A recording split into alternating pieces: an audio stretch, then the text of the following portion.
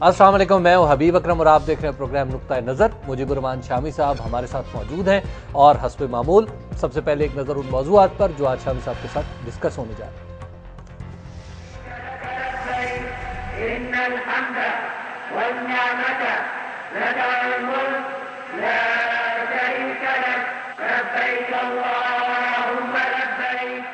इस्लाम दहशतगर्दी की इजाजत नहीं देता, खुतबाए हज।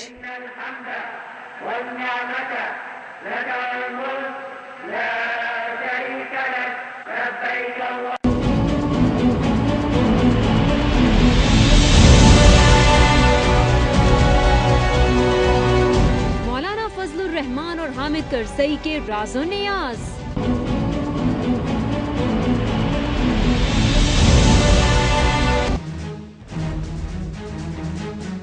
खैबर पख्तूनख्वा में अमन के चौके छक्के। बलूचिस्तान काबीना में 11 नए वुज़रा की शमूलियत। अमरीकी सियासतदानों का अपनी मईशियत पर खुदकश हमला। आज की सबसे पहली खबर खुतबा हज के, जिसमें कहा गया शामी साहब के इस्लाम अमन पसंदों का मजहब है और दहशतगर्दी की इजाज़त नहीं देता। तो इसमें आपको कुछ शक है? बिल्कुल कोई शक नहीं, लेकिन ये आज इतने लोगों के सामने दोहराई गई लाइन। देखिए, जो खुतबा हज है ना, इसकी बड़ी अहमियत है। 9 हिजरी में रसूलुल्लाह सल्लल्लाहु अलैहि वसल्लम ने अपनी जिंदगी का पहला और आखिरी हज किया। अच्छा, उन्होंने एक हज किया सिर्फ, ठीक। और खुतबा इरशाद फरमाया। वो खुतबा भी जो है तारीख के अजीम तरीन खुतबों में से है और उसका एक एक लफ्ज़ जो है आज भी दिलों में पैवस्त है। और करीबन 10,000 अफराद जो थे उस इज्तिमा में शरीक थे उस जमाने में, हो सकता है इससे जायद हो। और फिर मुकब्बर खड़े हुए थे। आपको याद होगा जब लाउड स्पीकर नहीं आया था तो आवाज़ एक बड़े इज्तिमा तक इस तरह पहुंचती थी कि कुछ कुछ फासले से लोग खड़े होते थे। अच्छा, इन्हें मुकब्बर कहते थे। ठीक। अब वो जो मुकर्रर है या खतीब जो है अपनी बात कहता था और फिर वो दोहराता था जो जिस तक उसकी आवाज़ पहुंचती थी, फिर उसकी आवाज़ आगे दोहराई जाती थी, फिर उसकी आवाज़ दोहराई जाती थी। ठीक। इस तरह हजारों लाखों अफराद तक आवाज़ पहुंचती थी। मेरा ख्याल है कि ये जो 10,000 लोग हैं ये फतह मक्का के वक्त है जी। ये हज के वक्त लोग ज़्यादा थे, इनकी तादाद की ज़्यादा थी। बहरहाल तो हुजूर का वो खुतबा है और फरमाया कि जो यहाँ नहीं हैं उन तक वो लोग मेरी बात पहुँचा दें जो यहाँ मौजूद हैं। ठीक। और बड़ी अजब बात कही कि बाज़ औक़ात उन लोगों का फहम ज़्यादा होता है जो मौजूद नहीं होते। वाह। यानी जो लोग सुनने वाले हैं ना जी, वो ज़हीन ज़्यादा हो सकते हैं, आने वाली नस्लों के लिए, क़यामत तक के लिए वो राह हिदायत दिखाता है ना। तो बहरहाल वो अब रवायत है कि खुतबा जो है दिया जाता है जब हमारे यहाँ जो हुक्मरान थे जी, वो हकीकी मानों में इबादत जो है उनकी भी क़यादत करते थे। ठीक। और नमाज भी पढ़ाते थे और फिर खुतबा हज जो है वो भी देते थे या उनका मुकर्रर कर आदमी देता था। ठीक। अब तो उलमा के ज़ुम्मे आ गया ये काम। पहले ये काम बादशाहों और हुक्मरानों के ज़ुम्मे था। अच्छा। तो अब जो इमाम हैं वहाँ अब्दुल अजीज निमरा के, जी, उन्होंने वो खुतबा दिया जी। और मुख्तसर खुतबा होता है। सऊदी अरब में को बहुत तवील खुतबे की रवायत नहीं है। 5, 7, 10 मिनट का खुतबा होता है और मतलब की बात कह दी जाती है। ईदैन के मौके पर भी, जुमतुल विदा के मौके पर भी, जुमे के दिन भी आमतौर पर।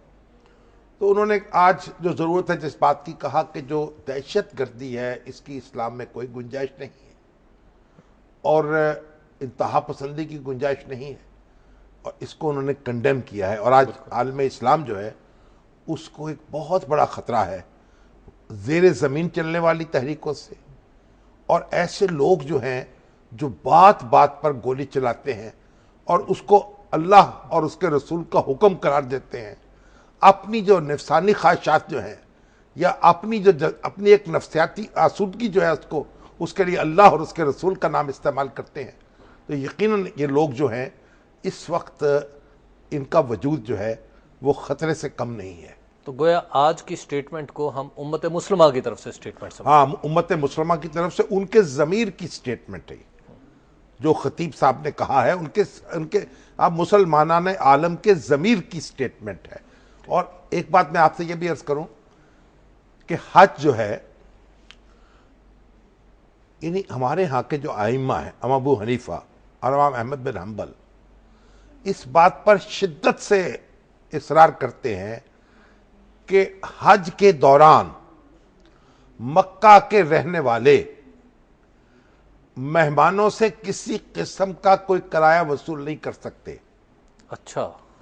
और जब कोई, और कहते हैं इमाम अबू हनीफा के जब हाजी जाएं, जब जायर जाएं, तो मक्के वालों को अपने घरों के दरवाजे खुले छोड़ देने चाहिए उनके लिए, ठीक, ताकि वो क़याम करें।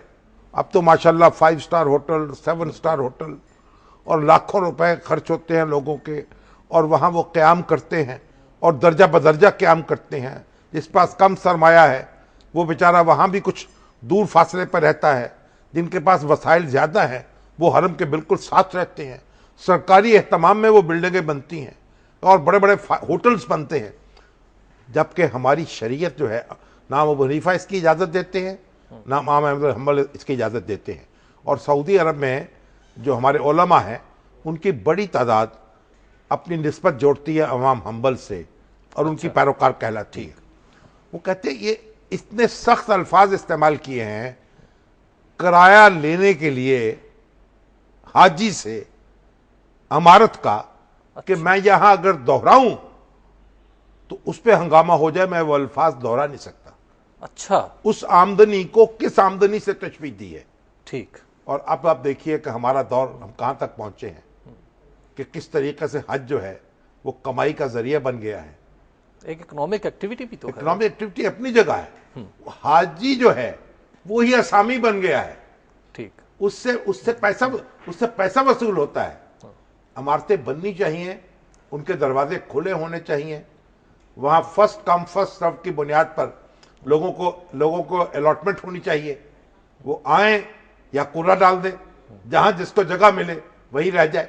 और अब तो आपको मालूम है जी कि अब तो माशाल्लाह आप देखें ट्रेन चलती है, जी बिल्कुल, मिना जाती है, हाँ, ट्रेन का सफर शुरू हो चुका है। और कमोबेश 13,89,000 अफराद जो है इस साल उन्होंने हज अदा किया है। ये बाहर से जाने वालों ने 188 मुल्कों से, बाहर से लोग गए, अंदर के लोग और इस दफा तादाद कम की है सऊदियों ने, क्योंकि वहां तामीरात हो रही हैं, कुछ वायरस का हंगामा भी रहा, तो 20% कटौती की गई है पहले के मुकाबले में। तो जायरीन जो है उनकी तादाद कम है। जी शाम साहब, एक ब्रेक का वक्त आ गया है। ब्रेक के बाद हम गुफ्तगू आगे बढ़ाएंगे और आप देखते रहिए नुक्ता नजर।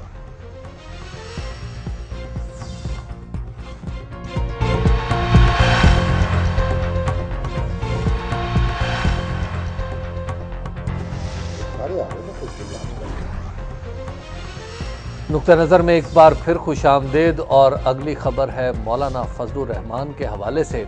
शामी साहब, आज मौलाना के सेक्रेटरी का मुझे फ़ोन आया और उन्होंने मुझसे आपका नंबर लिया। अच्छा जी, तो ये को खुफिया कार्रवाई की फिर? और मैं अब आपके सामने एक सूरत पेश करूँ कि उन्होंने, हो सकता है, मेरा ख्याल है कि उन्होंने आपसे बात की होगी। नहीं, मौलाना से तो ये नंबर जो है मेरा कोई खुफिया तो नहीं है ना जो आपने दे दिया। आपने कुछ इसके कोई बेचा तो नहीं इसको? नहीं, बेचा नहीं। मगर इससे पहले कि मौलाना फजलुर रहमान की तरफ आए, जी, ये कारी जव्वार बहादुर साहब का मैसेज मुझे आया है। अच्छा। कि हज्जतुल विदा के मौके पर 1,24,000 अफराद थे। अच्छा, बहुत बड़ा इज्तिमा था। ठीक। जिस चीज को खबर होती है कि रसूलुल्लाह सल्लल्लाहु अलैहि वसल्लम हज पे तशरीफ ले जा रहे हैं, वो वहां आता चला गया। ठीक। एक जम्मे गफीर था जिसका कोई तसव्वुर नहीं किया जा सकता। तो बहरहाल देखिए, मौलाना फजलुर रहमान साहब जो हैं वो वापस आए हैं काबुल से। बिल्कुल। 3 दिन उन्होंने क़याम किया वहां, और हामिद करजई साहब की दावत पर वहां तशरीफ लेके गए थे। ठीक है। और पहली मुलाकात थी उनकी करजई साहब से। ये बिल्कुल, जब करजई साहब यहाँ आए थे उस वक्त भी उनकी ख्वाहिश थी, यानी करजई साहब की, कि वो मौलाना से मिले, लेकिन वो कोई इंतज़ाम नहीं हो पाया, कोई उनको जल्दी जाना पड़ गया, कोई सिक्योरिटी मसला हो गया। तो बहरहाल मौलाना को अब उन्होंने बाकायदा दावत दी, और मौलाना की जो शूरा है जमीयत उलमा इस्लाम की, उसने भी कहा कि ज़रूर जाना चाहिए। तो वहाँ गए और उनसे एक मुलाकात नहीं, कई मुलाकातें हुई। अच्छा, ठीक है। उनके वज़ीर दाखिला से, उनकी जो शूरा सुलह की है, पीस कमेटी, पीस काउंसिल, जिसके बुरहानुद्दीन रब्बानी साहब सरबराह थे जी, शहीद, अल्लाह ताला उनकी मग़फ़िरत करे, और अब उनके बेटे उसकी सरबराही कर रहे हैं। तो वहाँ सबसे मुलाकातें उनकी हुई, और करजई साहब से तो कई मुलाकातें हुई, 3-4 बार मिले होंगे, 5 बार। तो शामी साहब आज जब आके उन्होंने प्रेस कॉन्फ्रेंस की, बहुत सारी चीज़ें तो समझ में आ गई, एक हिस्सा समझ में नहीं आया, वो मैं आपको सुना दूं। और सुना दें जी प्रोड्यूसर साहब, सुनाइएगा मौलाना का शॉट। जिहाद अफ़गानिस्तान में पाकिस्तान की जो कुर्बानियाँ थी, उसके बावजूद हम अफ़गानिस्तान में अपनी जगह नहीं बना सके, जबकि इंडिया ने वहाँ पर जगह बनाई और अपनी इनकलाबी बनाई।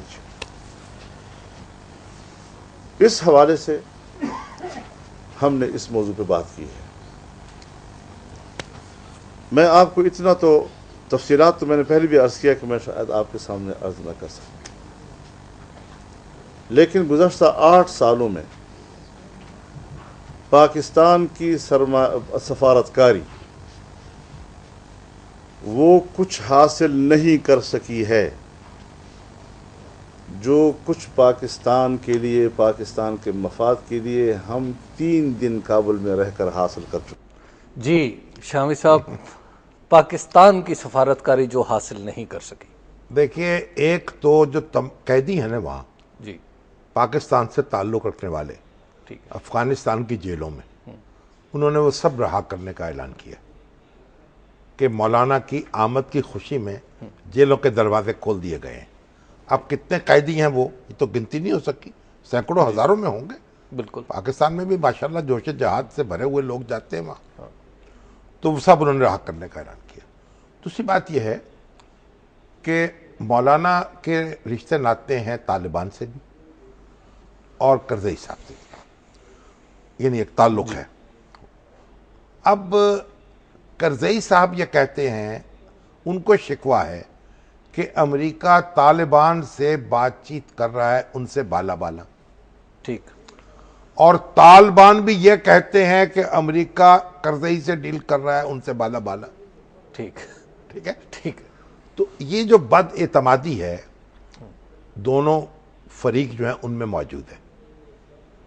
तो मौलाना की कोशिश ये है कि जब देखिए, जब इकट्ठे रहना है, एक वतन के रहने वाले लोग हैं ना, जो आज हुकूमत में हैं, जो आज हिज़्ब इख्तलाफ में हैं, वो तालिबान हों या दूसरे जनाब बरसर इख्तदार लोग हों, उनको कोई तो आपस में अंडरस्टैंडिंग करनी पड़ेगी।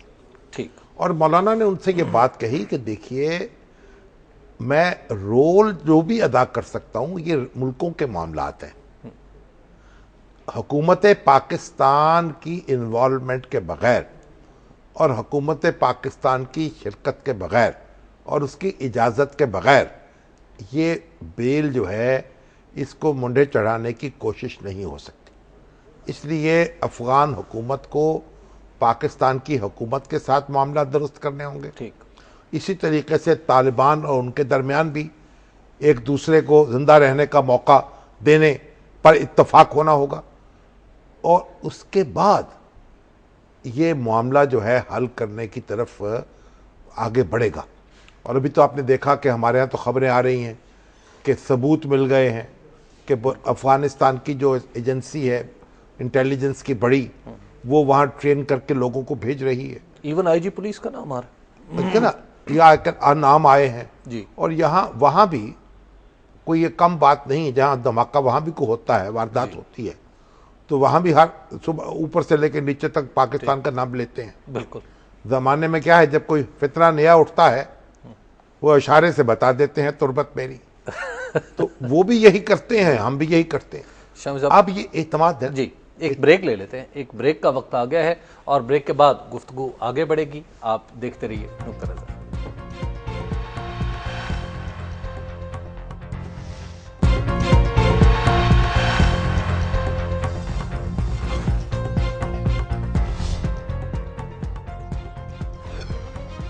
नुक्ता नज़र में एक बार फिर खुशामदीद। बात हो रही थी मौलाना फजल रहमान के दौरे अफगानिस्तान के हवाले से, और शब साहब तालिबान ने उनके दौरे को पसंदीदगी का इजहार नहीं किया, बल्कि अपना यानी थोड़ा ट्रस्ट डेफिसिट की तरफ उनकी जाती हुई लग रही है लैंग्वेज।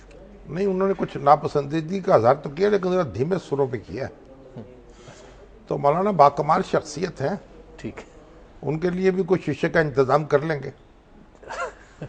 तो असल बात यह है कि तालिबान को भी गौर करना है जी, और करज़ई साहब को भी करना है और उनके हमनवाओं को भी, कि अफ़गानिस्तान जो है उसमें वही धींगा मुश्ती दोबारा शुरू की जाए जो सोवियत यूनियन के विड्रॉल के बाद हुई थी, ठीक, या एक दूसरे को जिंदा रहने का हक दिया जाए और उसे तस्लीम किया जाए। बिल्कुल। तो अगर वही झगड़े और वही फसाद दोबारा होंगे, वही कत्लो गारत गरी दोबारा होगी, तो फिर किसी के भी मुफाद में नहीं होगी। शामिल साहब, पेशावर में जैसे वो जिसे कहते हैं ना a news close to my heart, Peshawar का जो मैच है, अमन मैच जो वहाँ पे हाँ, वो हुआ, इमरान खान साहब ने क्रिकेट मैच कराया, बड़े बड़े क्रिकेटर्स को लेकर गए वहाँ, और ये वो हुआ 20 ओवरों का मैच था ना? जी बिल्कुल, 2020 था। 2020। तो और लोग जो थे टूट पड़े जी, और यानी हजारों की अफराद में औरतें, बच्चे, जवान उसमें शरीक हुए। कितना यानी पेशावर जो है ना वो तरस रहा है इस तरह की किसी तफरीह के लिए, बिल्कुल, कुछ सुकून के लिए। यानी उसके जो आसाब हैं पेशावर के लोगों के, वो शल कर दिए हैं धमाकों ने, हंगामों ने। कहीं इज्तिमा हो, खौफ और दहशत की फजा तारी है। दोबारा इमरान खान साहब ने एक इनिशिएटिव लिया और एक बहुत बड़ा इज्तिमा किया, लोग उसमें शरीक हुए और उनको कुछ थोड़ा सुकून आया है। ये अच्छी बात, एक फाइट पैक है पूरी सोसाइटी की तरफ से, अच्छी बात जी, इस पर उनको मुबारकबाद देनी चाहिए। बिल्कुल, जो इसके प्लान करने वाले हैं वो भी, जो वहां जाकर खेलने वाले हैं वो भी, और जो देखने के लिए आने वाले हैं वो भी। जी। अच्छा शामिल साहब, अगली खबर है विच इज़ इस वक्त दुनिया की सबसे बड़ी मईशत के हवाले से, और दुनिया की सबसे बड़ी मईशत जो है वो कह रहे हैं कि डोल्ड्रम्स में जा रही है। असल में ये जो अमेरिका है ना जी, इसमें इसके ऊपर कर्जे इतने हो गए हैं कि उस सीलिंग जो है उसको बढ़ाने की ज़रूरत है, ठीक, कर्जा और लेने के लिए। और वो रिपब्लिकन पार्टी जो है वो क्योंकि कांग्रेस में बैठी है, उसकी अक्सरियत है, वो ऐसा कर नहीं पा रही और बजट मंजूर नहीं हो रहा। ठीक, उसकी वजह से पूरी दुनिया की मईशत जो है वो अमेरिका की मईशत से जुड़ी हुई है। बिल्कुल, बड़े बड़े जितनों के सबके रिजर्व्स हैं वो डॉलर में है। डॉलर बैठेगा तो सब बैठ जाएंगे। ठीक, और अगर ये कॉम्प्रोमाइज ना हुआ वहां के सियासतदानों के दरमियान, तो ये वहां की मईशत को तो नुकसान होगा ही होगा, पूरी दुनिया पर उसके असरात जाएंगे। जी, लेकिन हमारे यहाँ बड़े तोते मैना उड़ाए जा रहे हैं। हमारे आधे कच्चे पक्के जो दानिश्वर हैं वो तरह तरह की बातें कर रहे हैं और पता नहीं क्या क्या इसमें से निकाल रहे हैं। जी, तो ये इस पर मैंने चाहा कि इन डेप्थ जरा बात करने के लिए जी, मैंने कहा था उमर शामी साहब जी, से जी, वो कि हमारे उनका ये साथ मौजू है, जी, तो उनसे हम गुफ्तगू कर सकें। हमारे साथ इस वक्त लाइन पे मौजूद हैं। जी, अस्सलाम वालेकुम उमर जी। उमर को शायद आवाज़ नहीं जा रही, उनको दोबारा मिलाने की कोशिश कर रहे हैं। तो शामिल साहब, जो एक अहम चीज़ आज मैं देख रहा था वो ये है कि अब उनके पास दिन बड़े थोड़े रह गए, ओनली 3-4 दिन का, 17 अक्टूबर तक उन्होंने करना है। हाँ, अगर एक दफ़ा वो डिफ़ॉल्ट हो गया, तनख्वाहें अदा ना हो सकें, उसका एक बहुत शदीद मैसेज है। देखिए, हार्ट अटैक होता है ना जब, तो आदमी चाहे उससे जांबार हो जाए लेकिन वो असरात तो छोड़ जाता है ना। बिल्कुल, इसलिए ये अमेरिका के अमेरिकी सियासतदान जो है, अमेरिका की तारीख में ऐसे बहुत कम मौके आए हैं कि जब कि इतनी महाजराई हुई है और इतनी पोलराइजेशन, एक दूसरे के खिलाफ इतना मोर्चा लगाया गया। अमेरिकी सिस्टम जो है वो चलता है इस बात पर कि वहाँ पार्टी पोजीशन लेकर एक दूसरे की मजम्मत नहीं की जाती। सदर के इख्तियारात हैं, कांग्रेस के इख्तियारात हैं, सेनेट के इख्तियारात हैं, ये एक तवाजुन में काम करते हैं और एक तरतीब जो है वो मद्देनजर रहती है। उससे फिर ये रास्ता निकालते हैं, एक दूसरे को दबाते भी हैं, एक दूसरे से उलझते भी हैं, लेकिन रास्ता भी निकालते हैं। अमरीकी सियासतदानों पे अब ये जिम्मेदारी है कि वो अपना भी ख्याल रखें और दूसरों का भी ख्याल रखें। ये जरूरी बात है। उमर शामी हमारे साथ लाइन पर मौजूद है जी। अस्सलाम वालेकुम उमर। अस्सलाम जी। उमर साहब ये बताइए कि जो अमरीकी मईशत है उसमें इस वक्त क्या सूरत हाल है, और क्या ये अमरीकी मईशत दम तोड़ रही है या इस पर खुद कुछ हमला होने वाला है? हमारे यहाँ के बहुत से दानिश्वर तो ये खबरें ला रहे हैं कि अमेरिका का जवाल बस आ चुका, आया के आया। नहीं, असल में ये कुछ तो बात आपने भी की है यहाँ पे भी, जवाल के हवाले से तो मैं कुछ इस वक्त कहना बड़ा मुश्किल बात है। असल सूरत इस अमेरिका में जो है वो ये है कि जैसे दो इश्यूज वहां पर क्रिएट हुए। एक इशू ये कि अमेरिका में आपको पता है कांग्रेस जो है, जो मालियाती अमूर जितने भी हैं उनके हवाले से आखिरी फैसला करने का इख्तियार कांग्रेस के पास है। कांग्रेस में इस वक्त जो हाउस है उसके अंदर मेजोरिटी हासिल है रिपब्लिकन्स को और सेनेट में मेजोरिटी हासिल है डेमोक्रेट्स को। तो इस वक्त जो अगर अमरीकी कांग्रेस जो है हर साल का बजट वो पास करती है, जिस साल वो बजट पास ना कर सके मुकर्रर मुद्दत के अंदर तो गवर्नमेंट टेक्निकल शटडाउन में चली जाती है, जिसमें जो उनके गैर जरूरी अखराजात हैं या गैर जरूरी महकमे जिनको कहा जाता है नॉन एसेंशियल, वो बंद हो जाते हैं। जो इस वक्त सूरत हाल है 2 हफ्ते से अमेरिका के अंदर जो है। तो एक तो है जो गवर्नमेंट शटडाउन है, ये टेक्निकल शटडाउन है, यानी कि इसका कोई मालियाती बहरान से कोई ताल्लुक नहीं है। ये टेक्निकल शटडाउन इसलिए है कि बजट वहां पास नहीं हो सका, 2 जमातों की आपस की लड़ाई की वजह से। उनके मुख्तलिफ मुतालबात हैं ओबामा केयर के हवाले से, स्पेंडिंग कट्स के हवाले से, जिनको उनके इत्तफाक राय नहीं हो सका अभी तक। दूसरी सूरत हाल है जो आ रही है डेट सीलिंग की। डेट सीलिंग का मतलब ये है कि अमेरिकी हुकूमत क्योंकि इस वक्त उसका बजट बैलेंस नहीं है, उसको खसारा है हर साल जो है। इस वक्त तकरीबन खसारा है $1 ट्रिलियन के करीब साल का जो है। उस खसारे को पूरा करने के लिए वो बोरोइंग करती है, यानी कर्जा लेती है। जो कर्जे की मुद्दत, जो कर्जे की हद है वो भी कांग्रेस मुकर्रर करती है। और इस वक्त अमेरिकी तारीख में तकरीबन 70 से 75 बार कांग्रेस इस हद को बढ़ा चुकी है। यानी कि ये अमेरिका दुनिया के चंद एक आध मुल्कों में से, शायद डेनमार्क में ऐसा है और किसी और मुल्क में ऐसी सूरत नहीं है कि जहां एक हद मुकर्रर की जाए और फिर उस हद तक अगर कर्जा पहुंच जाए फिर दोबारा कांग्रेस पर जाना पड़ता है उस हद को बढ़ाने के लिए। तो इस वक्त जो अमेरिका का कर्जा है उसकी हद $16.7 ट्रिलियन है। यह कर्जा तकरीबन अमेरिकी मईशत का 75 से 80% GDP का बनता है। तो इस हवाले से कोई ये ऐसी अमाउंट नहीं है कर्जे की जिसके बारे में आप कहें कि अमेरिका को डूब गया, ये अमेरिका खत्म हो गया। नहीं, इतने बड़े कर्जे कहीं और मुल्कों ने भी ले रखे हैं क्या? नहीं है, देखें जापान जो उसका $200 बिलियन GDP जो डेट रेशो है, अच्छा, वाले का दुनिया में ऐसे जिनका डेट GDP और डेट रेशो से बहुत हाई है। तो पाकिस्तान का क्या है? पाकिस्तान का 70% के करीब है। हाँ, तो पाकिस्तान भी तो कई तो पाकिस्तानी खुश होते हैं कि हमारा अमेरिका का एक जैसा हाल हो रहा है। हाँ, लेकिन आप ये देख लें कि अमेरिका में जो इंटरेस्ट पेमेंट है, देखें पूरे साल के अंदर जो अमेरिका में इंटरेस्ट पेमेंट और $250 बिलियन की अमेरिका इंटरेस्ट पेमेंट्स करता है साल के अपने कर्जे के ऊपर जो है, जो उसके बजट का 5% है तकरीबन इस वक्त जो है। ठीक, तो इस वजह तशवीशनाक सूरत हाल है अमेरिका के लिए वो ये है। एक तो सूरत तशवीशनाक ये है कि गुज़िश्ता 4-5 सालों में इस कर्जे का हुजूम ज़्यादा तेज, यानी कि 2007 में इस कर्जे का जो हुजूम था वो $9 ट्रिलियन था। अच्छा। इस वक्त $17 ट्रिलियन को छू रहा है। एक तो पिछले कुछ अरसे के अंदर यानी जंग की वजह से फिर वहां मईशत के जो हालात डबल हो गया, बड़ी स्पेंडिंग की है। तो अफगानिस्तान और इराक जो है उनकी कीमत तो एक अदा करनी पड़ रही है। उमर, अगर उसकी कीमत भी उसमें शामिल है। जो 17 तारीख दी जा रही है कि 17 को अगर यूं ना हुआ तो फिर पता नहीं क्या हो जाएगा, उसकी सिग्निफिकेंस क्या है? नहीं, मेरे हिसाब से उसकी खास सिग्निफिकेंस इसलिए नहीं है कि देखें अगर आप अमेरिकन बजट को देखें, अमेरिकन बजट में तकरीबन 3000 ट्रिलियन के उनके रेवेन्यूज हैं। 3 अपना अमेरिकन उसके अपना जो गवर्नमेंट के जो है, ठीक है ना, उसके अंदर जो है 3 ट्रिलियन के रेवेन्यूज हैं। उसके अंदर तकरीबन जो इंटरेस्ट पेमेंट्स हैं वो $2.5 बिलियन है। यानी सोशल सिक्योरिटी की पेमेंट जो है वो $860 बिलियन है, इंटरेस्ट पेमेंट्स $250 बिलियन है। तो ये इतनी बड़ी रकम नहीं है कि जिसको अमेरिकन गवर्नमेंट का कोई फौरी खदशा है डिफॉल्ट करने का। हाँ, असल में जो इंपॉर्टेंट बात यह है कि अमेरिका को क्योंकि जो $1 ट्रिलियन जायद उनको चाहिए कर्जों की मद में, वो नहीं मिलेगा, इसलिए उनको अपने अखराजात को प्रायोरिटाइज करना पड़ेगा। नहीं, दूसरी बात है साइकोलॉजिकल इफेक्ट इसका बहुत ज्यादा है। नहीं, मगर जब उनका बजट पास नहीं होगा तो वो किस हेड से वो पेमेंट करेंगे इंटरेस्ट की? वो तो फिर नहीं कर पाएंगे। नहीं, देखें जी, मैं आपको ये तो कह रहा हूं कि जो उनके अपना रेवेन्यू है, मतलब $3000 बिलियन का रेवेन्यू है, उसमें से $260 बिलियन इंटरेस्ट की पेमेंट है। तो असल चीज जो खदशा है लोगों को, जो परेशानी है वो परेशानी ये है कि अगर खुदा न खास्ता इनकी ये सीलिंग जो है ऊपर नहीं जाती तो इनको या स्पेंडिंग कट्स लगाने पड़ेंगे या टैक्स बढ़ाना पड़ेगा। अगर स्पेंडिंग कट्स लगाएंगे तो मईशत, क्योंकि पहले ही ज़बू हाली का शिकार थी और आहिस्ता आहिस्ता अब दोबारा से मईशत जो है उसकी तरक्की की रफ्तार में इजाफा हो रहा था, तो उनका ख्याल है अगर ऐसा कोई इकदाम करना पड़ा तो उस सूरत के अंदर मईशत दोबारा रिसेशन में जा सकती है। और अगर अमेरिकन मईशत रिसेशन में जाएगी तो पूरी दुनिया की मईशत रिसेशन में जाएगी। फिर दूसरा उनका ख्याल ये है कि जो इंटरनेशनल इन्वेस्टर्स हैं, मतलब देखिए आप चाइना और जापान जो है वो तकरीबन $2.5 ट्रिलियन का डेट उन्होंने, उनके पास है अमेरिका का जो है।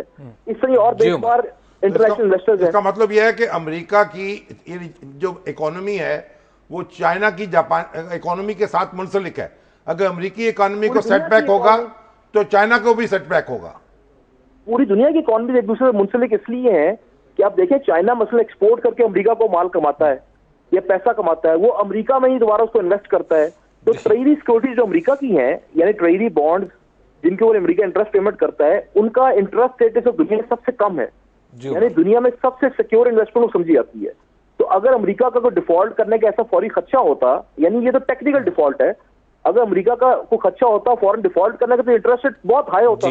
तो अभी भी जो खदशा सिर्फ ये है कि इस टेक्निकल डिफॉल्ट की वजह से या इस अनसर्टेनिटी या गैर यकीनी की फजा की वजह से अगर उसका इंटरेस्ट रेट ट्रेजरी बॉन्ड से ज्यादा होगा तो पूरी दुनिया के इंटरेस्ट रेट पे इसका असर पड़ेगा। जी उमर, कि अल्टीमेटली मईशत जो है पूरी आलमी मईशत को भी इससे नुकसान पहुंच सकता है। ये साइकोलॉजिकल इफेक्ट है इसको किसके जो है। जी उमर, आपका बहुत बहुत शुक्रिया, आपने बड़ा तफसीली समझाया। और शामी साहब को इमीडिएट खतरा नहीं है जिस पर दुश्मनाने अमेरिका खुश हो। वो तो मतलब ये है कि ये हर चीज जुड़ी हुई है। बिल्कुल, यानी ऐसा नहीं होगा कि अमेरिका अगर मईशत को सेटबैक हो तो चाइना बड़ा उससे शादी आने बजाय। शामी साहब एक ब्रेक ले लेते हैं, ब्रेक के बाद हम गुफ्तगू भी आगे बढ़ाएंगे और फिर आपके कुछ सवालात भी शामिल करने की कोशिश करेंगे। प्रोग्राम में आप देखते रहिए नुक्ता नजर।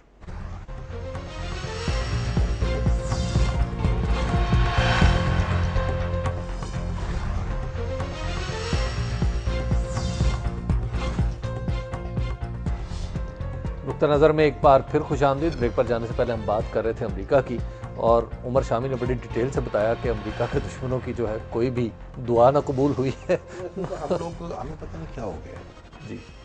अब कोई कुछ कह रहा है, कोई कुछ कह रहा है, कोई कह रहा है जनाब ये तो जो उसामा वहाँ मौजूद नहीं था, कोई कह रहा है कि जनाब वो सारा वो फलां जी वो क्या नाम है उसका, सैमुअल हर्ष जी, सैमुअल हर्ष, उसने कोई इंटरव्यू दे दिया है। उसके बाद जनाब हमारे बड़े बड़े general, field marshal, air marshal लगे हुए हैं जनाब। भाई एक अखबार नवीस ने एक बात कह दी है, आप कहाँ से बोल रहे हैं भाई, आपकी इतने बड़े बड़े पुल लगाए आपने, जिंदगी गुजारी, और उसने क्या तोते मैंने निकालने जा रहे। मैंने कहा भाई ये मसला अमेरिका का है, हमारा नहीं है। उनके सदर ने अगर उनसे झूठ बोला है तो वो उससे निपटेंगे। अगर ये सारा जो ओसामा का ऑपरेशन था ये फ्रॉड था, गलत था, तो ये अमेरिकी निपटेंगे ना अपने सदर से। तो हमें क्या तकलीफ हो रही फिलहाल। लेकिन अमेरिका से एक्चुअली हमारे जो ताल्लुकात हैं, ताल्लुकात क्या है अब दुनिया में इस वक्त आप देखिए ईरान जो है जी, उसके अमेरिका से ताल्लुकात दुरुस्त हो रहे हैं जी। रूहानी साहब जो है उनकी जनाब लंबी बात हुई है। उनके जो वजीर खारजा है वो बरसों रहे हैं वहां अमेरिका में। बिल्कुल, अमेरिका में ईरान के वजीर खारजा जो नए हैं और वो अमेरिका से अपने ताल्लुकात दुरुस्त कर रहा है। ठीक। सऊदी अरब के वजीर खारजा को फोन किया है, और ईरान ने देखिए जिस तरीके से अपने पत्ते खेले, और रूस ने शाम पर अमेरिका का हमला नहीं हुआ। और हम जो हैं पूरी दुनिया के दुश्मन बने हुए हैं, पूरी दुनिया को अपना दुश्मन समझा हुआ है। भाई हमने डील करना है। ईरान जो है वो अफोर्ड नहीं कर पा रहा, रास्ता निकाल रहा है अमेरिका से ताल्लुकात दुरुस्त करने का, और हम जनाब खुदकुशी के रास्ते पे गामजन है। हमें अमेरिका से डील करना है, दरिया में रहना है, मगरमच्छ से बैर नहीं रखना है। शामी साहब, बलूचिस्तान में सूरत हाल में एक मार्क्ड इंप्रूवमेंट आई है, कम से कम पॉलिटिकली, कि वहां कैबिनेट ने हल्फ उठा बन गई 5 महीने लगे। 5 महीने चलिए कोई बात नहीं। देखिए ये जो अब असल में हम बहुत परेशान हो जाते हैं, हमारे दोस्त आगे क्या हुआ, हुकूमत नहीं बन रही, कैबिनेट नहीं बन रही। मुस्लिम लीग और हमारी जो BNP है जी, और पख्तूनख्वा मिली अवामी पार्टी, इनमें एक तय तो हो गया था कि नशिस्तें जो हैं कितनी कितनी मिलनी है। सबसे बड़ा शेयर तो मुस्लिम लीग नून का है।